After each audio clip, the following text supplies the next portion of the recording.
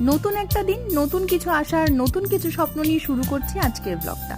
তো এই যে চারা গাছগুলো বেড়ে উঠছে দিন দিন, এটার যে আলাদাই ভালো লাগা সেটা শুধুই তারা বুঝবে যারা আমার মতো গাছ লাগাতে ভালোবাসো। আকাশের মুখ ভার থাকলেও বৃষ্টি কিন্তু এখানে হয়নি।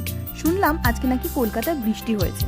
যাই হোক, ব্রেকফাস্টের পর ঘরতর গোছানো হয়ে গেছে, তারপরে চলে এসেছি কাটাকুটি করতে। এখানে ফ্রুটস কাটা হয়ে গেছে, আপেল কেটেছি, আর ওখানে মুসাম্বিটা জুস করব। আর যেটা কাটছি সেটা হচ্ছে আলু ভাজার আলু ভাজা এখানে বসে গেছে। আর এই যে টেবিলটা, তোমরা তো সবাই দেখেছো, এই টেবিলটা সৌরভের খুব পছন্দের জায়গা, তাই ওই ভালো করে এটা গুছিয়ে রাখে।